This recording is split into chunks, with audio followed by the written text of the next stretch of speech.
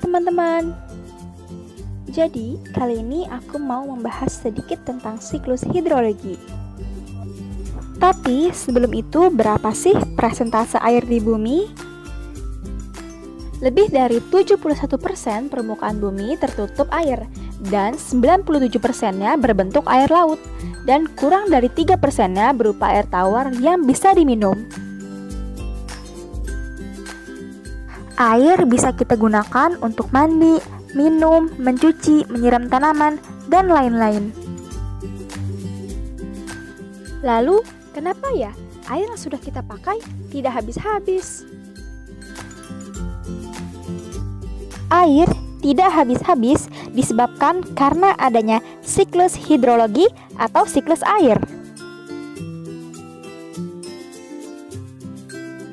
Siklus air atau siklus hidrologi adalah sirkulasi air yang tidak pernah berhenti dari atmosfer ke bumi dan kembali ke atmosfer melalui proses kondensasi, presipitasi, evaporasi, dan transpirasi. Mari kita simak tahapan siklus air berikut ini. Tahap yang pertama adalah evaporasi, yaitu proses di mana air yang ada di laut, rawa, sungai, dan lainnya menguap karena ada pemanasan dari sinar matahari. Dalam hal ini, air diubah menjadi uap air atau gas, sehingga bisa naik ke atmosfer dan membentuk awan. Selain itu, penguapan tidak hanya terjadi pada air laut, sungai, dan lainnya, tetapi juga terjadi pada tumbuh-tumbuhan dan jaringan makhluk hidup.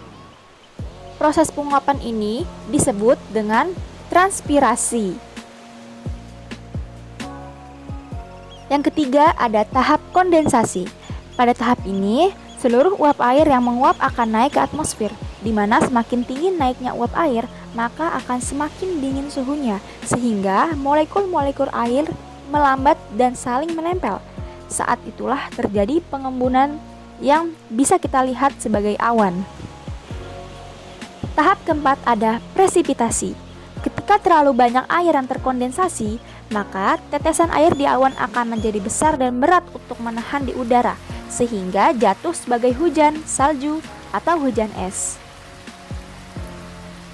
Yang terakhir ada infiltrasi.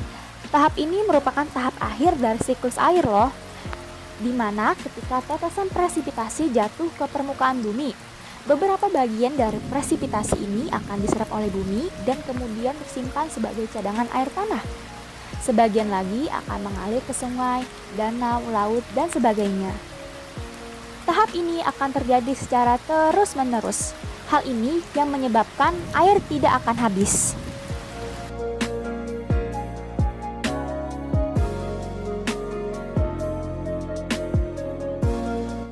Jadi, bisa kita simpulkan bahwa volume air di bumi yaitu tetap.